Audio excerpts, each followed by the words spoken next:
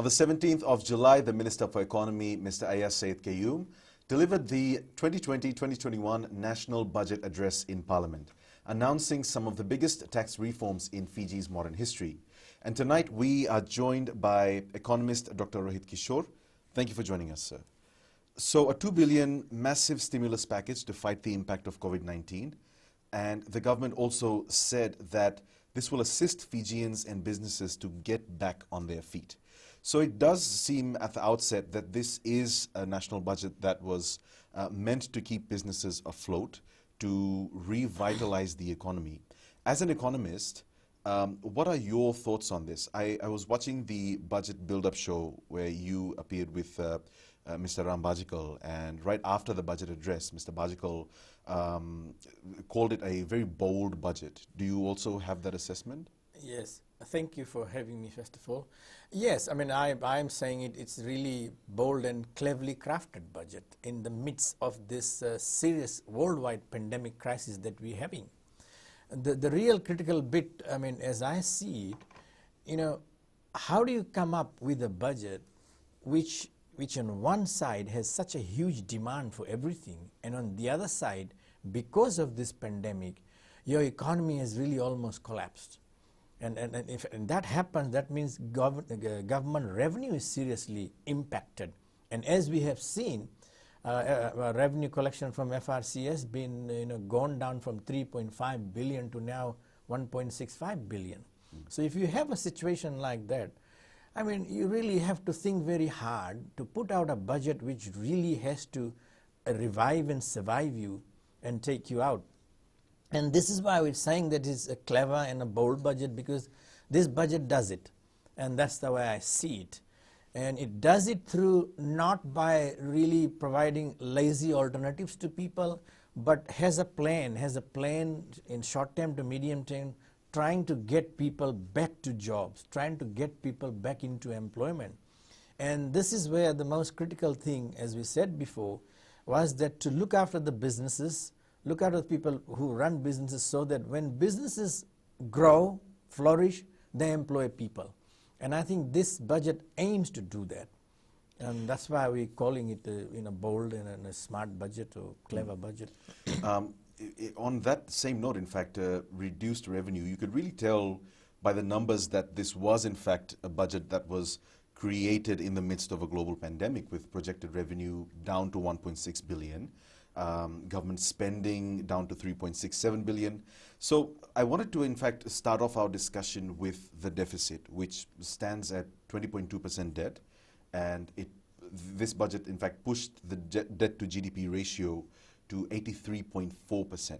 Now there's been a lot of talk in the following week about responsible borrowing. So should we be concerned about this number, 83.4% debt to GDP ratio? Right.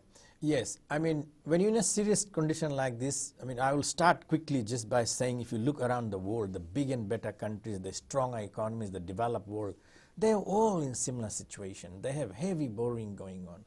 But by no means I'm saying that they have borrowed, we borrow. We've got to be careful from few angles about this. And I think, again, the government has done a good job in this area, a very sort of tough area they have done well. We really had to, get some foreign money in the system, and then we have done it through. We have provided,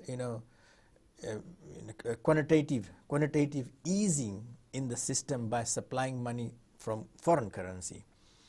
We have to be careful, because what happened, if you look around, our largest foreign earner, tourism is almost shut down, and then remittances will be down definitely, because our relatives and friends overseas are in problem themselves.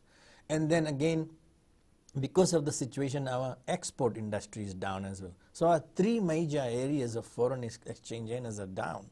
Now, then we have replaced this. We have replaced this with smart borrowing. The reason why I have said smart borrowing, because this is through the multilateral development banks, like ADB, World Bank, and few others in there. And these loans are very concessional interest rate and have a long-term repayment structure to it. So that really gives us Now, negotiating this kind of loan, I would say, great thing the government has done. And now then is able to bring that money in the system and not to curtail anything which would have affected more us. Like if they had not done that, what was the choice? The alternative then would have been to increase taxes and charges, increase duties and everything. And how could you possibly suggest doing that if you want to reset your economy, if you want to kickstart, stimulate your economic growth? So I think government has taken that path.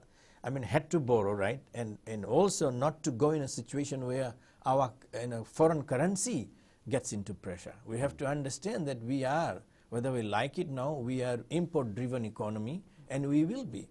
So for that reason, they have borrowed funds and not gone straight to the handout in the people, but they put into the businesses where it really matters. I mean, I said this before, and for me, I'm happy with that. And my God, this has to be a bold move. The government has sacrificed quite a large amount of their revenue and given some of the duty concessions and tax cuts that we have never would have ever thought, and things like that. And also at the same time, and this is the better part of it, whilst doing that, it has not left the poor and the vulnerable in the cold either. Some people, the critics will always be critical of it. They've been looked after. The first round, in the COVID response budget, we had the $1,000 going to everybody who lost job, and following on to the second round of payment, $220 per fortnight, and that continues, it's been said, and another $44 per day for those who have their hours or days been cut and work shorter days, less. So all those things are there to look after this sort of people as well. Dr. Kishore, on the note of having smart borrowing, and of course we would have to repay these loans without having austerity measures in place, from this particular budget, for those who may misinterpret what the government has in place or the plans in place to help offset that for the payments or repayments, what would you pick out from it? Well, I think they should understand the government had a sinking fund on the side. And it's there, it's been announced, like our $200 million US bond has been maturing in October, and that scheme is there to pay that. So those kind of measures are in place, or were in place from before and still are, to over time grow the economy and over time reduce debt. I think through the sinking fund scheme, the debt reduction plan is there. We'll have more discussions when we come back from our break. Stay with us.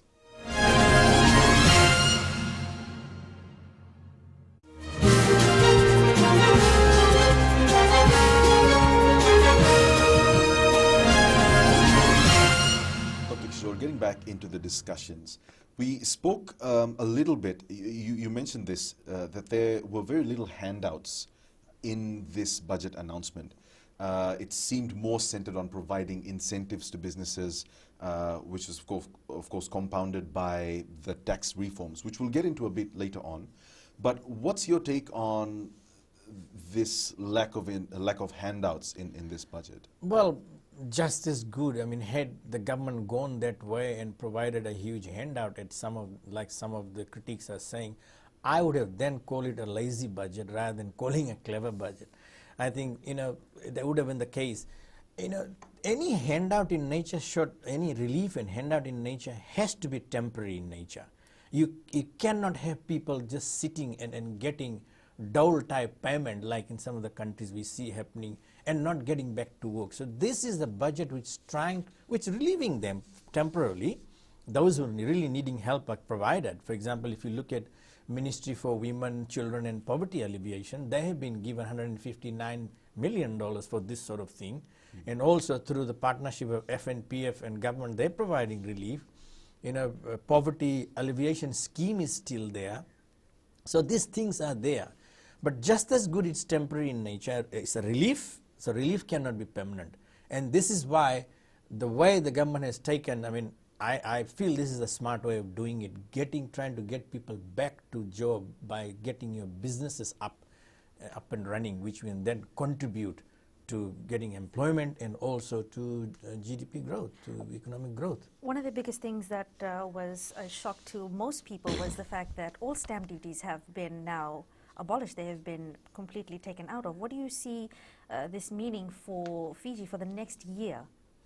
Well, I think, nobody predicted this, and it was hard to believe. This is what I'm saying. It's some bold moves, and streamlining businesses license, gone everything. So doing business so easy, and going online system for registration of business very quick within 48 hours and so forth. And together with that, now we have this stamp duty gone. Stamp duty would mean that a lot of things, any documentation, transaction, mortgages and anything which before attracted stamp duty is zero stamp duty. So all these premiums must come down. For example, it will also bring insurance premium down, which is a critical one for businesses. Large businesses pay a huge amount of insurance premium per year, and that should ease on them because there will be no stamp duty on that. And stamp duty will go a long way in a number of ways in assisting businesses or reducing cost of doing businesses. We've also seen incentives being given out for the MSME sector of the economy with the loans that are being given out. And also we've heard that the Association of Banks is now going to be looking on a case-by-case basis for repayment of loans. And this would obviously mean that not just for businesses but for ordinary Fijians, it's going to be helping their pockets a little bit. That's true, and that has this scheme was announced in COVID-19 response budget. 7,000, 14,000 and 21,000 depend, micro, small and medium sort of businesses with a very concessional interest rate. And I know this for a fact that a lot of small businesses, informal sector businesses, have taken advantage of it, and they'll be able to take further advantage of it through here. So informal businesses are very important because they also provide a lot of economic growth and employment in the system. These people would have been the first ones to bow out and finish and go bankrupt, but they have been saved in this way, and they'll continue to take advantage of it. Earlier this year, we had the Honourable Premila Kumar come on for the record, and she was talking about the business license reforms that were in place, and of course now it's going to be initiated. She had also mentioned that for the first time, thanks to the business license reforms, now people who operate from home businesses will now be considered as an actual business. It's no longer going to be for someone just getting in money on the side. They will be recognized. They will be given certain benefits as well. On that note, do you think that this is going to be pushing the employment rate a little higher, especially with more than 115,000 Fijians that have either lost their jobs or are currently working on reduced hours? Most definitely. I mean, it's the whole thing about getting businesses in line, and now business license gone, because we should also understand to get a business license. I mean, I have a small business. It's just not getting the business license and paying for the business license. You have to do OHS, you have to do health, you have to do fire, NFA and everything. So then many certificates go with it, and the cost of those things were increased recently. So that would now mean, the compliance would be there, no doubt. I'm sure the authorities will do their compliance bit, but that pressure has been released and removed from the businesses. Yeah. So since we have time, we'd like to spend the next few segments on the tax reduction, in fact. So we'll talk about the three major ones, the 6% turnover tax, the reduction of ECAL from 10% to 5% across the board, the departure tax being cut from $200 to $100, and of course for the reduction of ECAL, the turnover threshold is now $3 million annually. That means mid-sized tourism operators pay 0% ECAL. So for someone who doesn't understand all of these things, how does that translate into better outcomes for tourism operators? Yes, we know that tourism been our bloodline for a long time, and it is going to be. This thing obviously it will pass us. It's prolonging at the moment, but as soon as we get vaccination and things will be done. So in preparation to that, I think this is a good incentive, and I see it twofold. One, it is really preparing our tourism industry as and when we have international holidaymakers coming here again. This been something which has been hanging there from the cost, from the point of view that our tourism industry was expensive compared to Bali and few other places. So that takes care of that, and makes our tourist destination cheaper. It makes our accommodation cheaper because of EKL and STT gone, and also the beverage, the 50% reduction in alcohol price, that makes the beverages cheaper as well. So whilst preparing for our international arrival, which might take time when all this settle and everything, the second fold of this, I see it's a very good, and I hope the hotel and the tourism industry takes advantage of this. With this reduction, they should really feed into their pricing and come up with packages for the local tourist. And so in the meantime, whilst waiting for the world to settle down with this virus, I'm sure our industry can start opening up again for the local tourism. This is one of the best things that I see. Tourism for the locals, and a lot of our locals will, the strength, there's quite a bit of strength in our local economy, which a lot of people tend to oversee it, tend to discount it. And this gives the opportunity for people like you, me, and many others who could not pay $400-500 a night per hotel room, will be able to go with the family and enjoy. And especially from lockdowns, many of us would want some sort of holiday in that way in our own country. Right. We'll carry on the discussions on tax reforms when we come back from our break. Stay with us.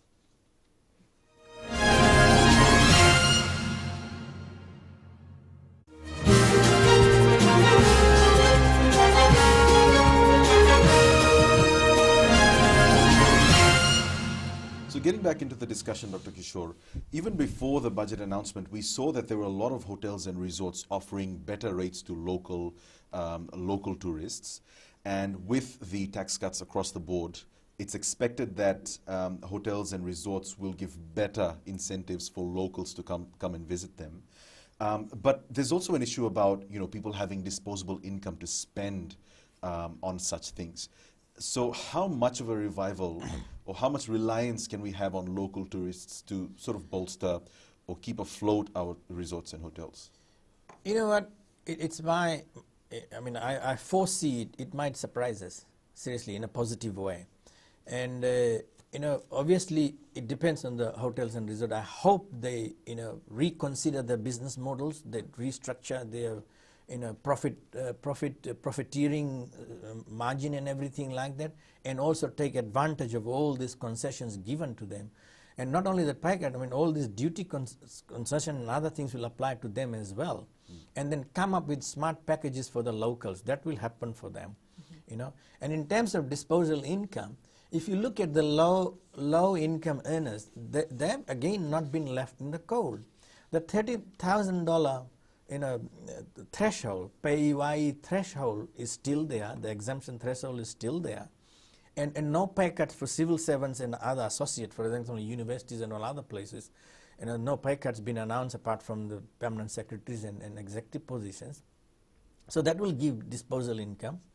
And with all these low-income earners, the other benefits of buying houses and buying automobile, cars and everything like that, everything's been made easy for them.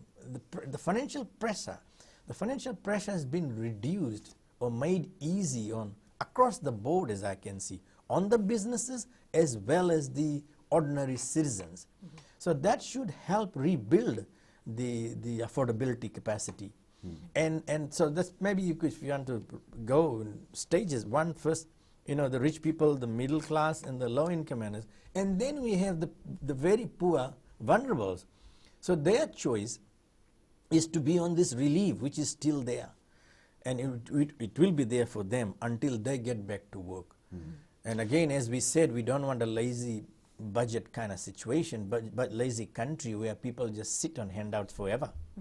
While we're on this topic, I'd like to go off on a bit of a tangent just to get back to what we were discussing right at the beginning of the show.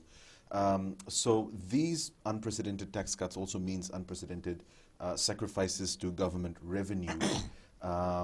These tax reductions represent almost $500 million in revenue, which the government has now foregone, substituted with, of course, borrowing. But in the longer term, do you see this having a negative impact?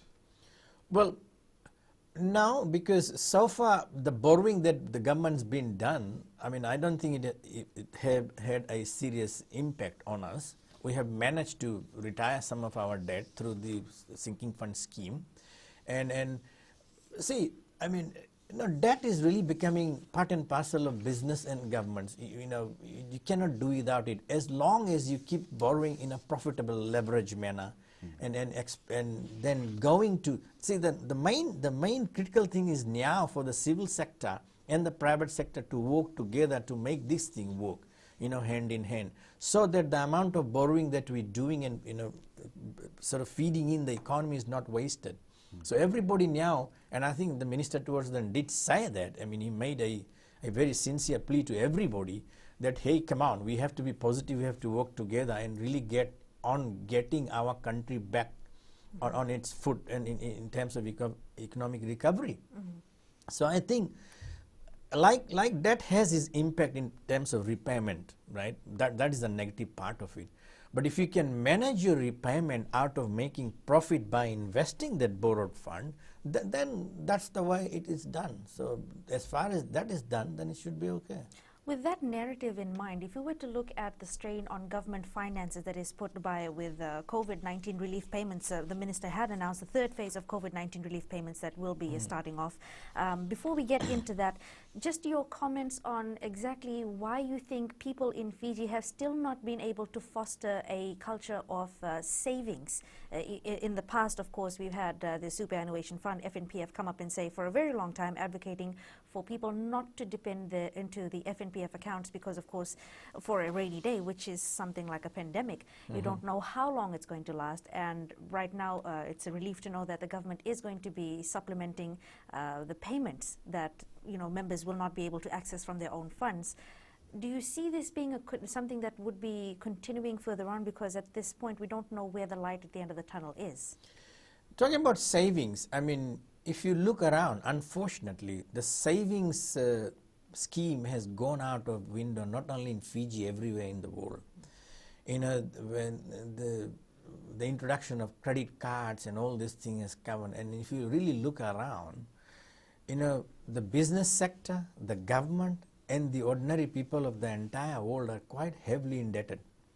I mean, if you look at things in that sort of holistic manner, relatively, we are better off. Being a small economy, being less paid compared to those people overseas, I think we still are saving to some extent. But I think our younger generation, they don't believe in savings. I mean, so that's in something for us to mull on for a while maybe. But yeah, I mean, that's the way we're becoming. We want to spend today of something which we'll earn tomorrow. And that's the way the world is. We can't keep dipping into, of course, the government, because already, as you know, our revenue has gone down quite a bit, and for the government to be able to assist ordinary Fijians, they would have to increase borrowing to be able to supplement the fact that they will be giving out these relief payments. And they have done that, and it's unfortunate that some of the people had to dip into their FNPF. But then after the second phase and now the third phase, that will be largely government money, and the provision has been made in this budget. So that is really, these people are now not dipping into FNP but dipping into the government coffers for the relief payment. And this is why this relief, like you say, has to be temporary. And we have to grow the economy, start the businesses, both public and private sector, and get back to normalcy, some sort of normalcy, and get more people out of unemployment into employment. We'll have more for you in our next segment when we come back from our break.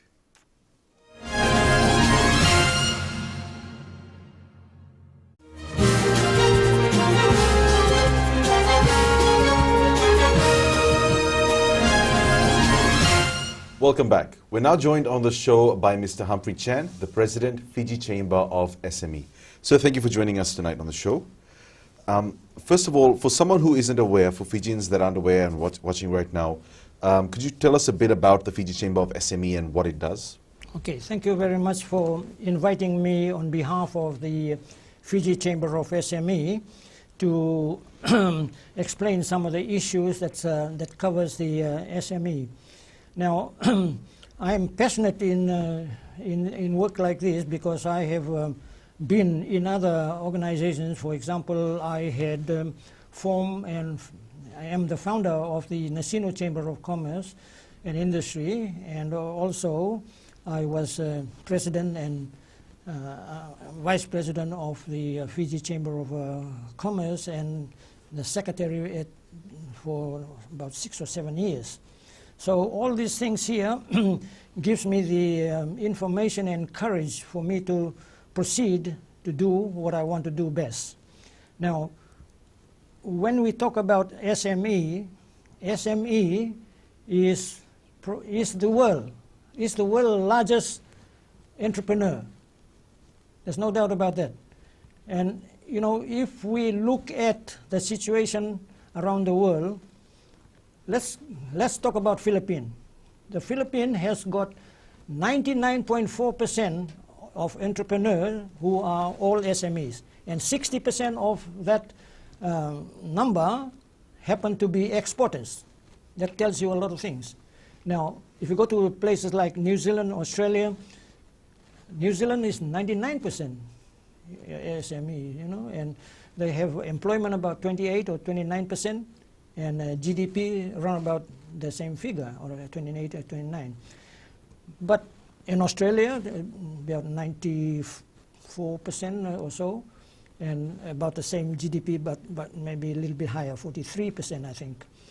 Anyway, when you think about SME entrepreneur, I said earlier that it is the largest in the world. I talked about New Zealand, Australia, and Fiji. If you look at Fiji, the situation is no different, because if you go to Cumming Street, for example, what do you see there? All SMEs. If you go to Renwick Road and Waimanu Road, Mark Street, and all these kind of places, they all are SMEs. And if you go beyond that, Nakasi, Nausori, most of the entrepreneurs are SMEs. Very, very few are big players.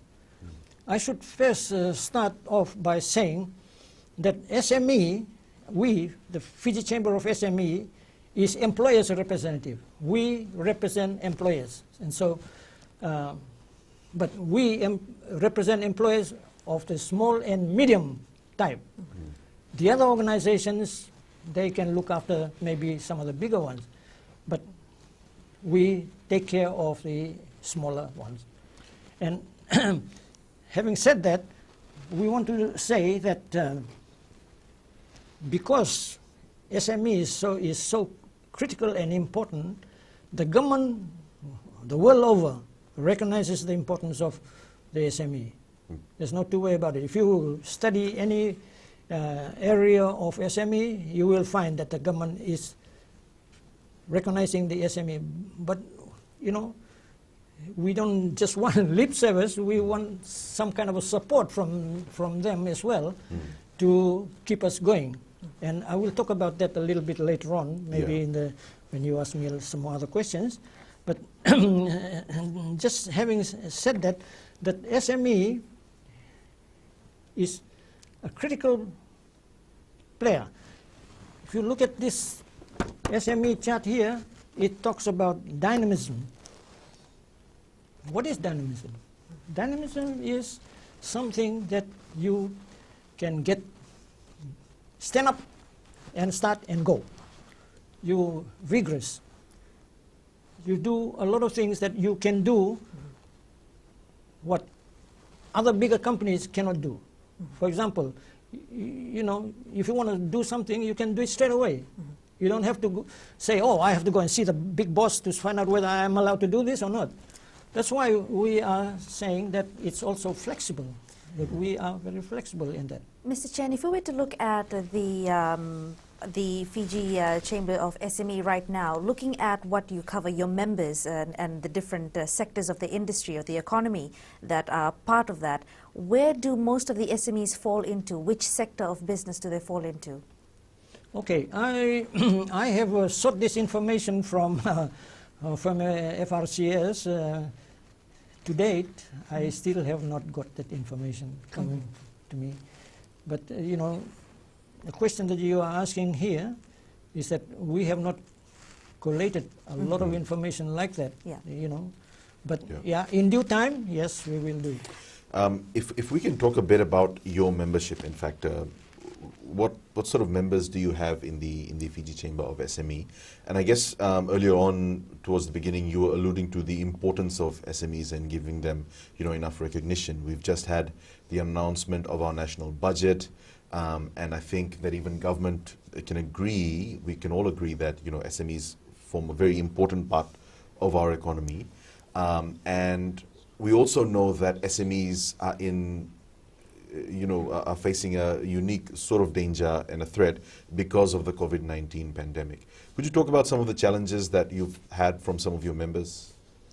If you talk about the COVID-19 challenge, there's a lot of problem facing the employers, the smaller employers. Some of them have got rents owing, 3 months, 4 months, cannot pay, you know.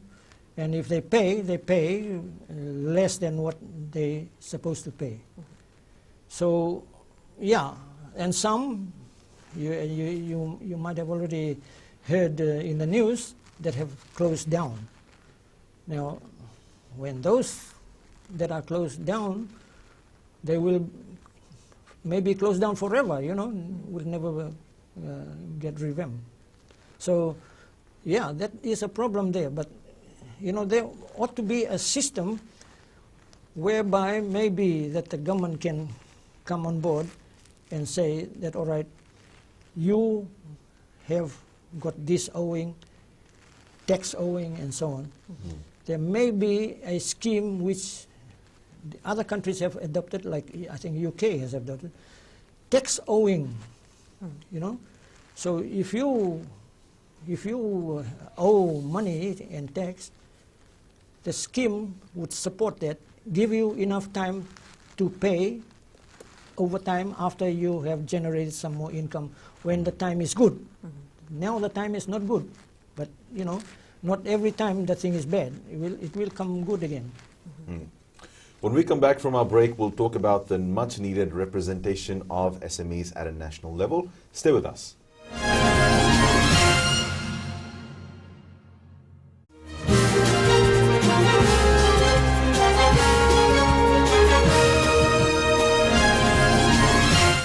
Mr. Chen, we'll carry on the discussion from where we left off in the last segment. Let's talk a bit about representation that's given to SMEs, especially in Fiji.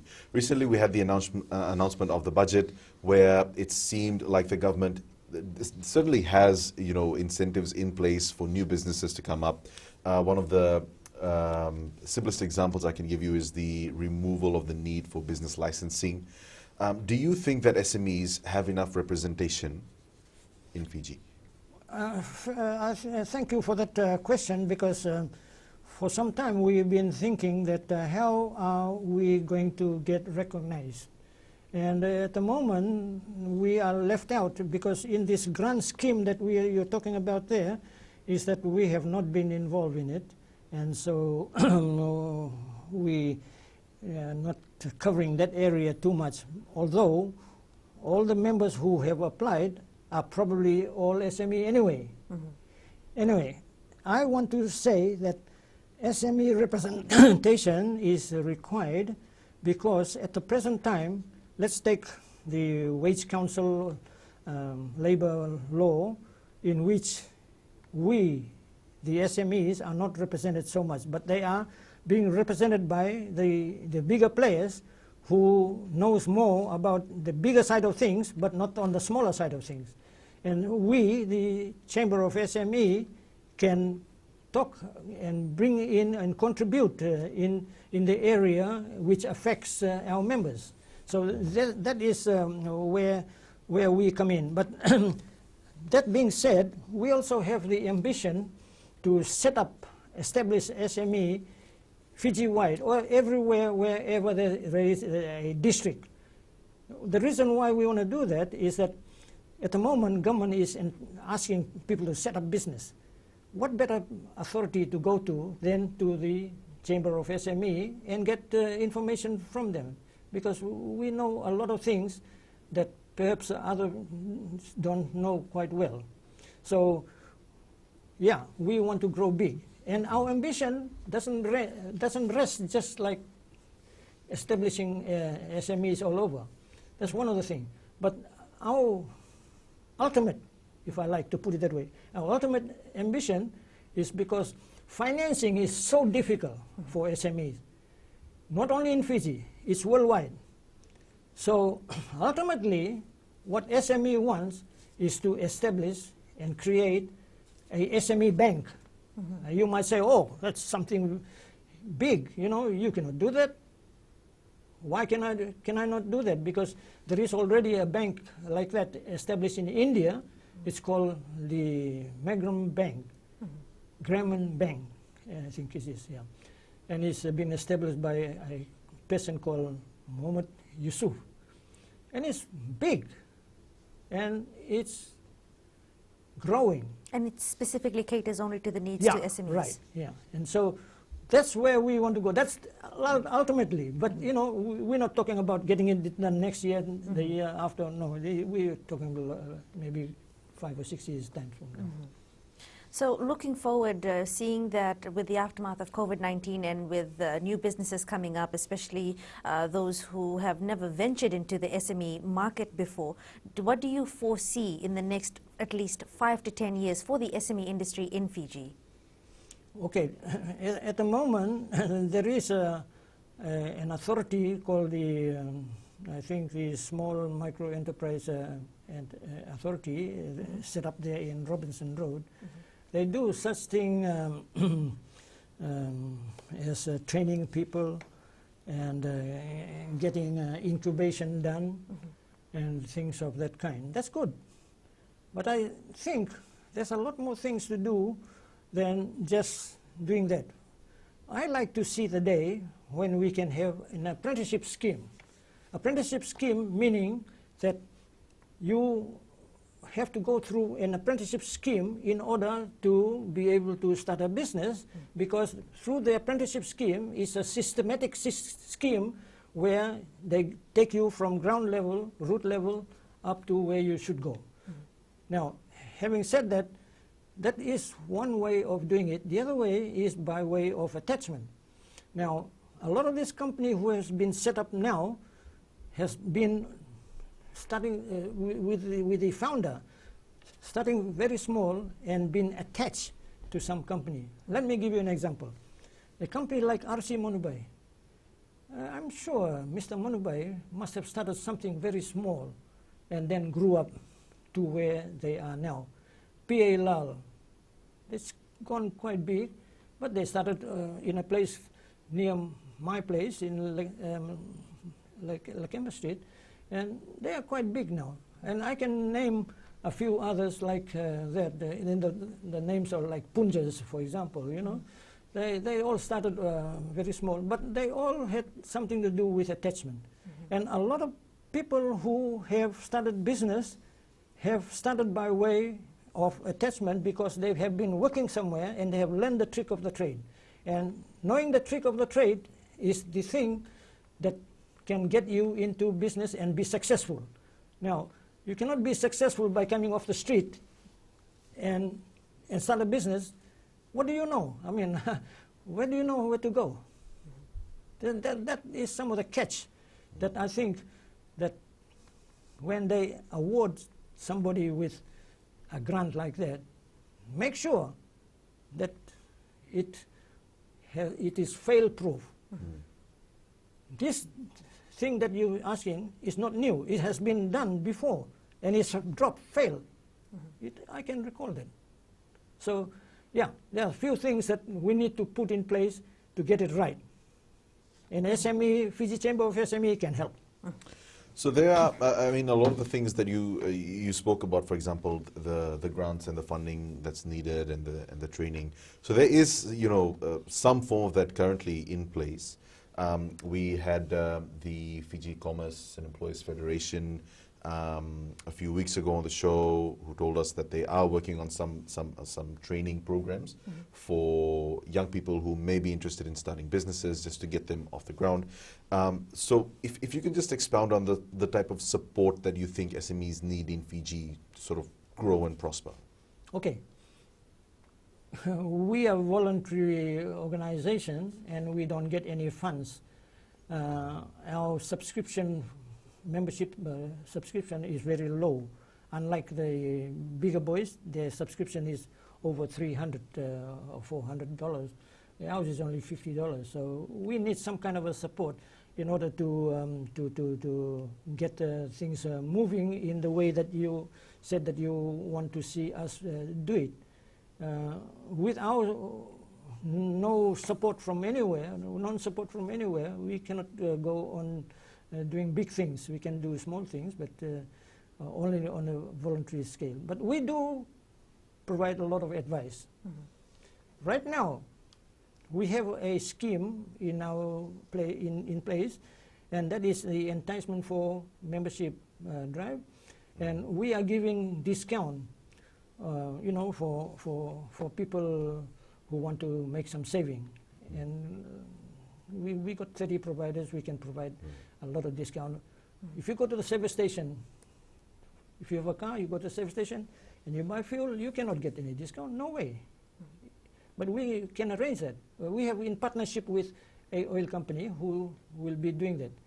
And the offer is good. But you know, you need to become a member. Maybe that I can talk about joining up the SME to be useful in that not only that you do not networking, but you enjoy all these things that is around you. Very final question: if somebody wants to join the Fiji Chamber of SME, how do they do that? Very simple. This is the Fiji Chamber of SME. This is Fiji Chamber SME @gmail.com, and write to me, call me by phone, or even call FBC. They will tell you where I can be located. We are located in the Canberra Street, by the way, and if anybody wants to join up, come see me, no problem. Great. Mr. Chan, unfortunately that's all we have time for, but thank you so much for taking your time out to join us this evening. Thank you very much indeed. And that's all we have for you on the show tonight. Thank you for joining us. Have a good evening.